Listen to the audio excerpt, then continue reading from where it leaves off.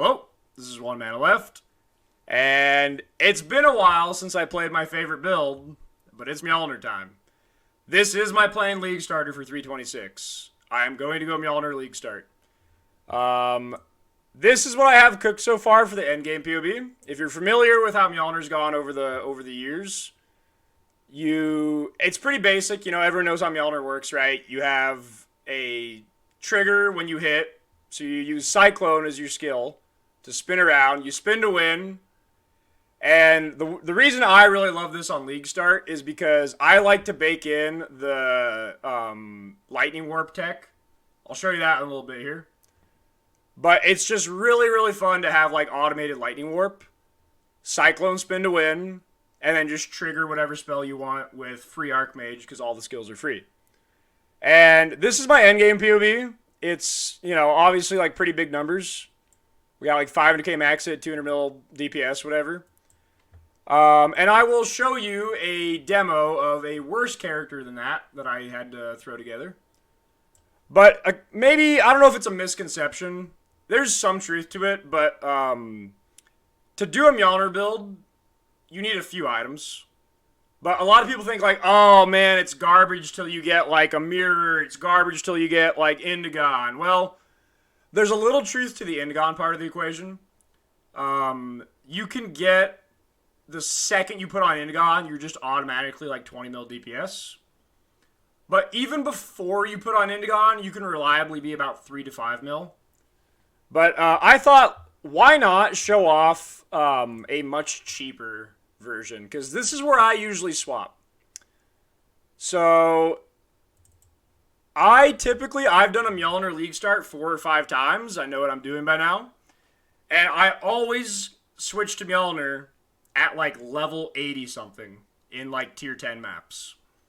I'm still life based. I'm not low life. I don't have Ivory Tower. I don't have Prism Guardian. I just do like Armageddon brand through the axe, and then I just keep Armageddon branding through white maps and yellow maps, and eventually I accumulate the typically 15 chaos needed to buy a Mjolnir. In Necro, my Mjolnir video was like 112k views, so they were a little more expensive. They were like a div at one point, but it's a tier 2 unique. They might be expensive this league if a lot of people play it, so be prepared to stay Armageddon brand for a little longer. But just to maybe, you know, address the misconception of like, oh, this build sucks pre-Indigon. No, this is still pretty good pre-Indigon. There's basically 4 stages to the build. There's, you just put on a Mjolnir, and you kind of need Shaper's Touch to solve accuracy. Those are the only 2 real uniques. I typically do this, admittedly, because I'm a slow leveler. People that do fast campaigns on League Start will be doing Shaper by like the 5 or 6 hour mark. I'm a slow campaign runner, so the way I do it every league is I run the campaign, I start progressing my Atlas, I get to like white or yellow maps, I go to sleep, and then when I wake up in the morning, Shaper's Touch or 20 Chaos. So that's how I typically do it.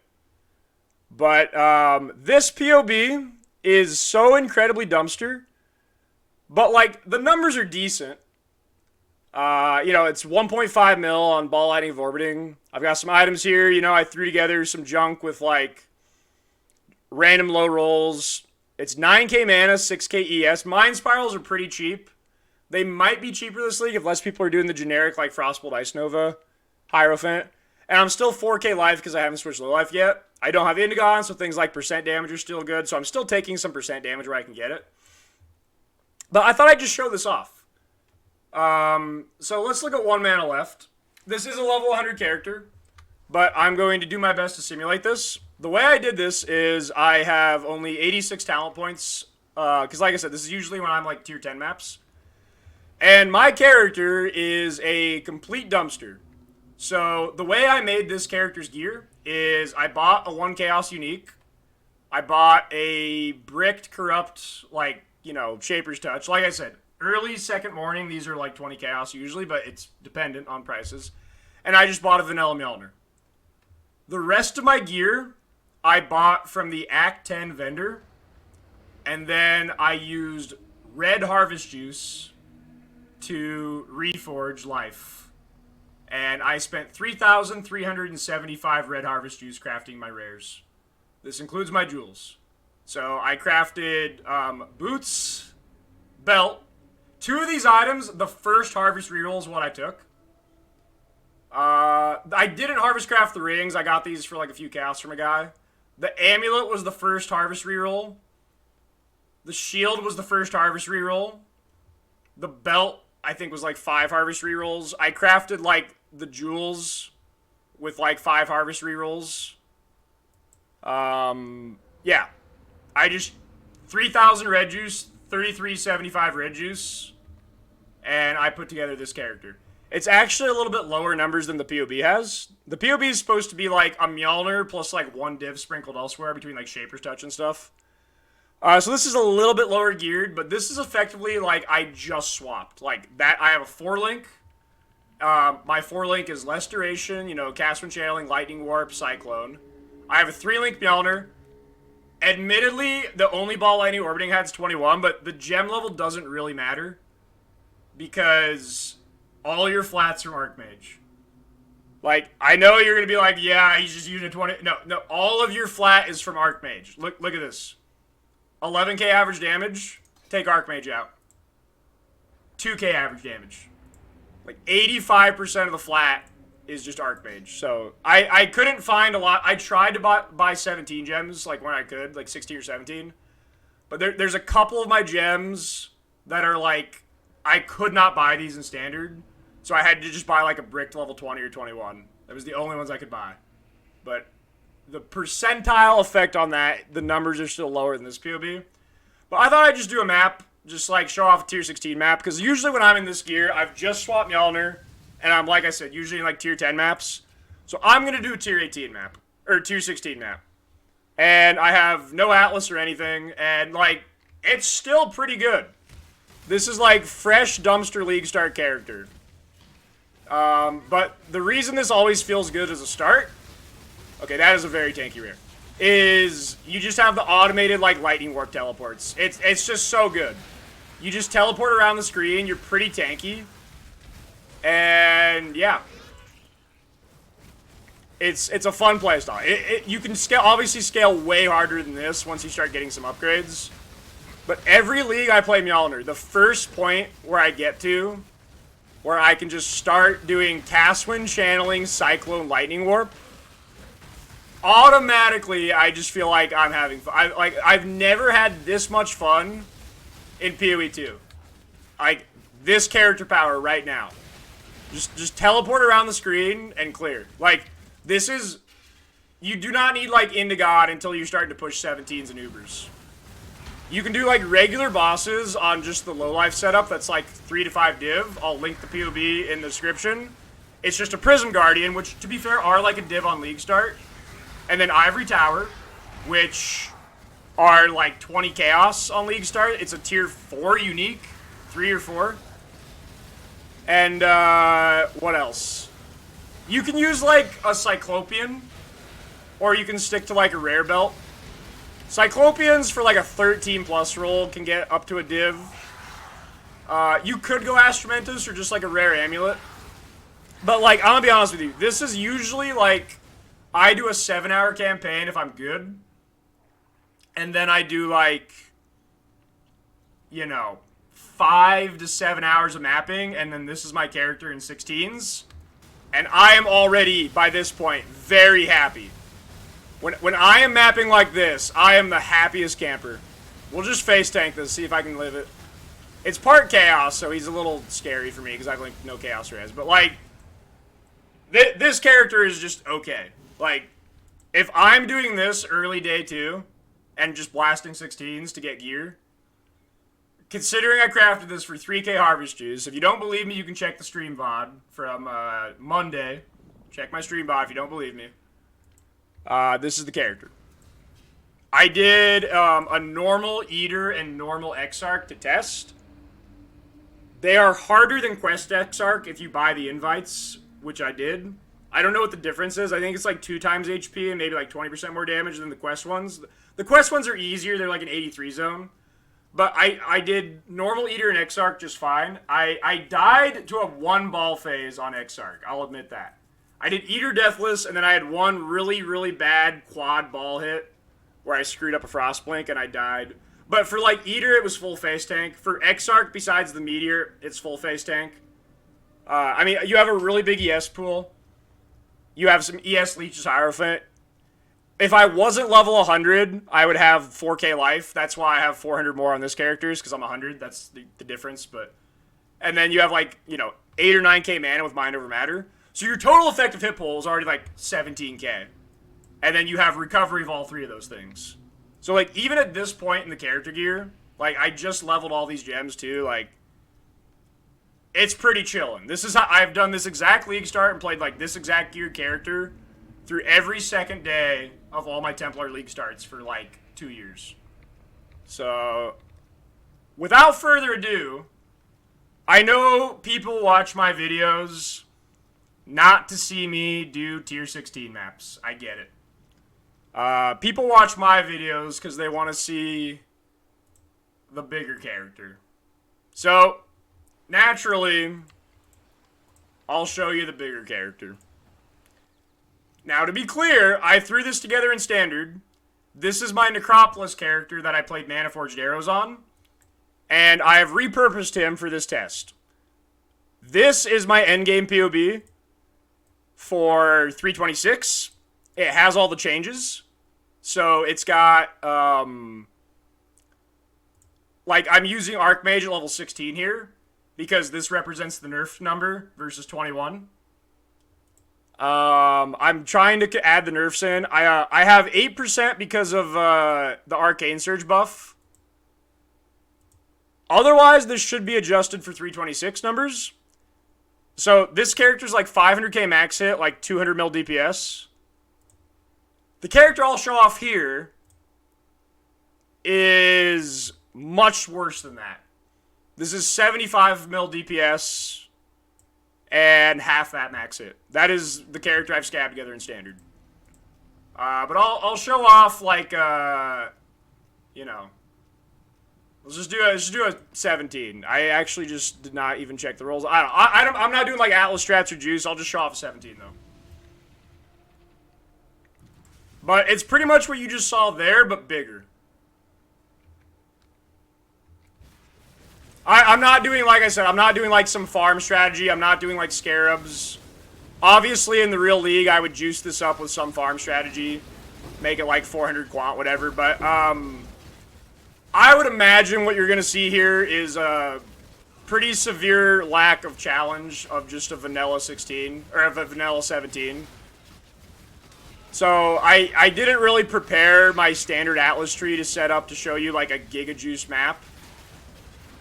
Like any ES or low life characters, there's a couple mods it can't do. Like it can't do 50% less defenses. Although I think they nerfed that to 25, which it could probably still do. And maybe like, since it's a low life character, it can't do like the remove life on hit mod.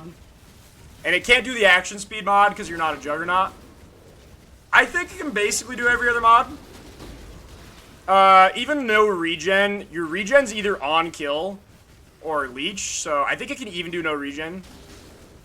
But, yeah, no, this character, endgame, blasts pretty hard. You're just teleporting around the map, giga fast, and you're very tanky. You're a little weak to, like, a random gimmicky effect, like a certain T17 mod or two, because you're a low-life character. But other than that, you are pretty tanky, as those bears will maybe show off.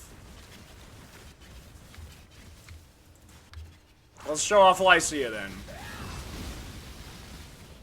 This is 75 mil. There's 1 to 2 seconds of ramp with the orbiting balls.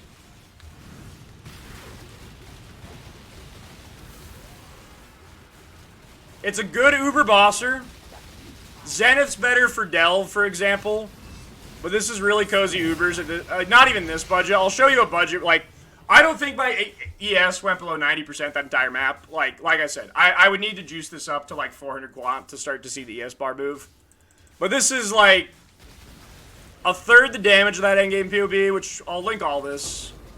and it's like, you know, half the max hit. But it's a little difficult to throw together a complete character in standard right now, where I can't exactly like trade easily. Everyone's like waiting for the patch. No one's playing the game right now. But yeah, this is a tried and tested setup.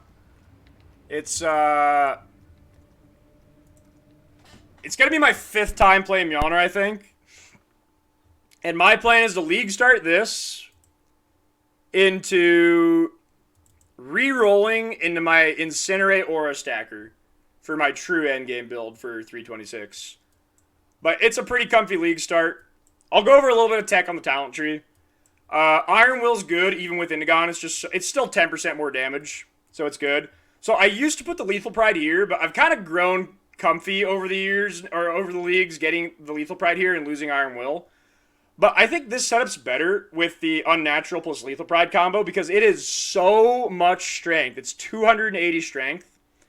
When you go Righteous Providence, Flesh Flame for endgame, that's like so much crit. I go from 84 to 70 without it.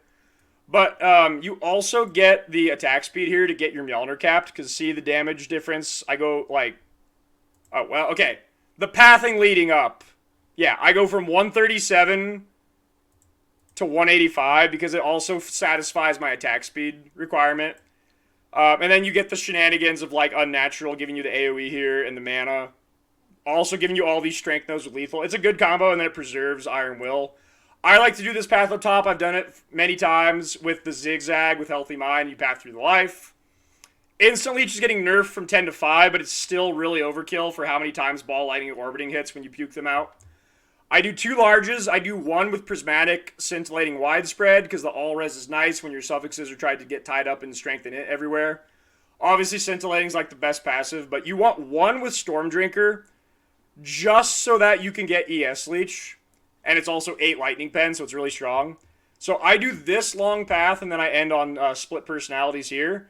You don't actually take the 3 passive, because the hook around is better for splits, and there is no combination that gets these 2 both in the front. So you always want Scintillating, and you need 1 Storm Drinker, and you cannot get these 2 in the front. So you just do this stat stick, where you get some attributes on the suffixes, and then loop it around, path through 3 of these that you load up on like res or attributes. And then get the extra long path for the split personality. That's a 59 path. And then I just grabbed the Zealot's Oath over here for some regen. I have the Journey to the Mind Tattoos in this POB. I only have 3 of them. I'm not going all the way to this one. There's some other POBs where I might do that, but it didn't seem worth it. They are core now, though. We have been confirmed that tattoos are going core. That's super endgame. You don't need them. I'll show you briefly a mid-game POB. This is a 50 to 75 Divine POB. So I have Prism Guardian. I have Ivory Tower. I have Indigon now, though, which is where all the damage comes from. I threw in just like a 1-stat Great Wolf. There's maybe other amulet choices. Like, obviously, like, better endgame ones. But these are usually like 10 to 20 div, and it's a big stat source. But you do Hunter Stygian. I did a 5-stat one. And this isn't high enough budget for like Flesh Flame at all, but it's enough for like a 1-stat Clarity Watcher's Eye, like a off perfect. I did put splits in this one. You don't need Strength in. You can go Int Mana before your crit, because crit's really expensive because you need the Flesh Flame. But like even this POB on like 50 to 75 div, like I said, you basically are gonna be like 3 to 5 mil DPS on the low life POB, because you get Pain Attunement, Zealotry, Wrath. That 1.5 mil POB I showed, just adding Pain Attunement, Zealotry, Wrath is like 3 times damage. So, and you get like more mana. You'll have like 10 or 12k mana by then. But Indigon's like 6 times your damage. So this POB has 33 mil.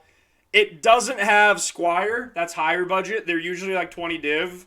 But it's a hard swap because Prism Guardian's really nice because it's 37 all res. And usually it's hard for people to swap to Squire. Not necessarily because the 20 div is the hard part, but fixing all your res elsewhere. You need like really good jewels to get that, so it's a little tricky from that standpoint. But like this character is, once again, I've played like this exact setup like 4 times now. The pre-Squire but post-Indigon, like middle point, this character is like falling asleep on Ubers. You can't, like, Thanos snap them on 30 mil DPS, but you're, like, 15k ES with, like, you know... I'm not, like, trying to cheese ES with, like, Discipline. I'm actually just doing Flesh and Stone because it's way better. Like, I could switch this to Discipline if I wanted, right? Like, ignore the reservation, but, like... I could have Discipline and have 17k ES, like I've done in the past. But, like, look at the max hit difference. I have gotten so used to Flesh and Stone with my Jug shenanigans that I've just come to realize now that this is just a better aura than Discipline in every way. It's so good. It works on everything. Area damage, arena stuff, stuff that doesn't even come from monsters, labyrinth traps. It works on everything. It's just like a flat 20 DR on everything. It's just better than Discipline. So I've started to use this instead. But yeah, I'll link all these POBs in the description, as well as the cheaper one of this that's pre-Indigon, like 5 Divines. So I'll have the Giga Dumpster 1 Div POB that just bought a Mjolner and just started spinning on a 4-link that I showed at the start. I'll do the 5 Div POB that's like Ivory Tower Prism Guardian, but like no Indigon and like no clusters, no splits, none of that stuff, no unique jewels. Just low life stuff. Prism Guardian, maybe slightly better rings, Ivory Tower. I'll link this POB. I might like min-max it a little bit more because I put it together pretty fast. And then I'll do the big boy POB. But this is my League starter. I'm doing this into my Aura Stacker Incinerative Venting reroll later. And I'll see you guys on Friday for the League start. Thanks for watching.